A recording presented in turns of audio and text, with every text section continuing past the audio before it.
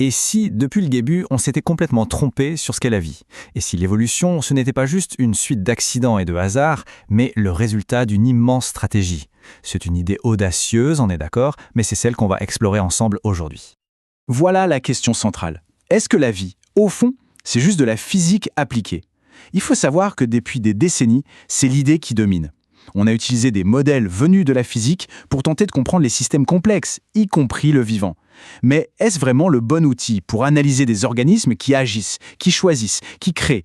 Il faut dire que c'est un peu le rêve ultime de la science, trouver la théorie unique qui pourrait expliquer l'ensemble du vivant, de la plus petite bactérie jusqu'à nos sociétés humaines complexes. C'est une sorte de saint graal scientifique, la formule qui expliquerait comment l'ordre peut émerger dans un univers qui, à la base, tend vers le désordre. Le problème, c'est que pendant très longtemps, ça a stagné. On n'avançait pas. Le consensus était même assez pessimiste. Beaucoup pensaient qu'on n'était pas plus près d'une solution qu'il y a 50 ans.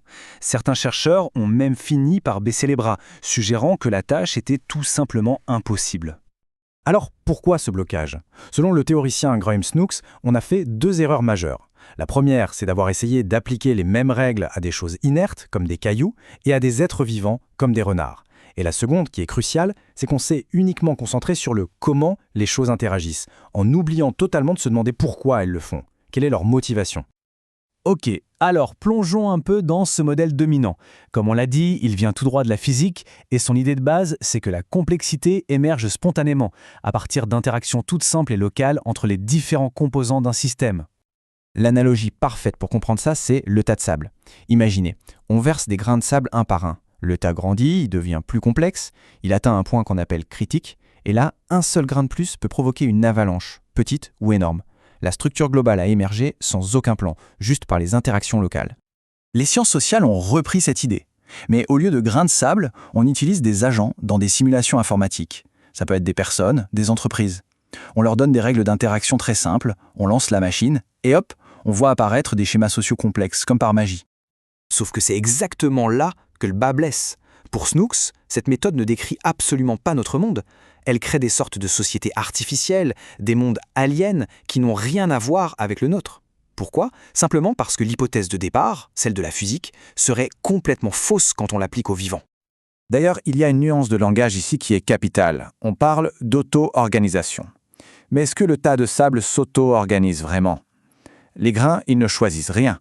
Ils sont juste poussés par une force externe, la gravité. On devrait donc plutôt parler d'organisation forcée. Et ce n'est pas un détail, ça change toute la perspective. Bon, maintenant qu'on a vu le problème, passons à l'alternative. Et là, attention, c'est un changement total de point de vue.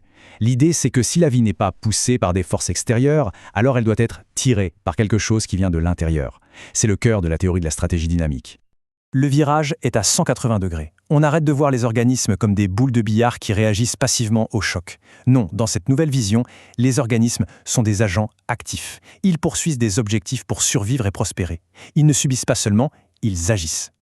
Le moteur de ce nouveau modèle, c'est ce qu'on appelle l'échange stratégique. C'est un dialogue constant. D'un côté, il y a la demande stratégique, les besoins d'une société ou d'une espèce pour survivre. De l'autre, il y a l'offre stratégique, les individus qui innovent, que ce soit par une mutation, une technologie ou une idée. C'est cet échange qui pilote tout le changement. Et ça renverse une idée bien ancrée. La coopération devient la règle, pas l'exception. La compétition existe, bien sûr, mais elle passe au second plan. Parce que le succès d'un individu dépend avant tout du succès de la stratégie du groupe. On gagne ou on perd ensemble. D'accord, mais concrètement, comment ça marche? La théorie identifie 4 grandes stratégies fondamentales que tous les systèmes vivants, des microbes aux nations, peuvent employer pour se développer. Les voici, ces 4 stratégies. La première, c'est l'innovation. On invente un nouvel outil, on développe une nouvelle capacité. La deuxième, c'est la multiplication. On se reproduit, on s'étend. La troisième, c'est le commerce. On échange, on coopère. Et la dernière, la plus directe, la conquête. On prend les ressources par la force. Chaque organisme, chaque société utilise en fait une combinaison de ces stratégies.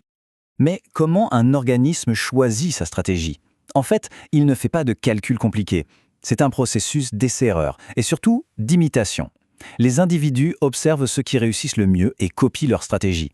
Les pionniers testent et les suiveurs imitent les succès. Et c'est là que la théorie mène à une découverte assez stupéfiante.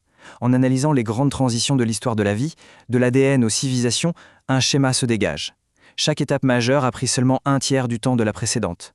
L'évolution s'accélère, en suivant un coefficient constant de 3.0. Alors, quelles sont les implications profondes de cette théorie? Eh bien, elle nous amène à un concept encore plus puissant que l'auto-organisation, celui de l'auto-création. L'idée est simple mais radicale. La vie ne fait pas qu'émerger, elle se construit elle-même, activement. À travers cet échange stratégique permanent, les organismes ne s'adaptent pas seulement à leur monde, ils le créent. C'est un processus de création sans fin. Le point crucial, c'est la différence avec la sélection naturelle de Darwin. Dans la vision darwinienne, l'environnement est le juge passif qui trie les traits. Dans la sélection stratégique, l'organisme est un acteur qui choisit et met en œuvre des stratégies pour façonner son propre destin. Ce tableau résume parfaitement le choc des visions. D'un côté, un modèle passif, externe, imprévisible, basé sur des règles locales. De l'autre, un modèle actif, interne, systématique, basé sur des stratégies globales et un désir de prospérer. Ce sont deux mondes qui s'opposent. Et cette citation de Snooks résume parfaitement l'esprit de sa théorie. C'est une vision qui redonne du pouvoir et de la responsabilité à l'organisme, qui le place au centre de sa propre histoire, en tant qu'acteur principal plutôt que simple jouet de force extérieure. Ce qui nous laisse avec une question vertigineuse. Si cette théorie est juste, notre civilisation est aussi guidée par ces stratégies. Alors, laquelle domine notre époque? Sommes-nous dans une ère d'innovation, de commerce, d'expansion ou de conquête? La stratégie que nous choisissons collectivement définira notre avenir. La réflexion reste ouverte.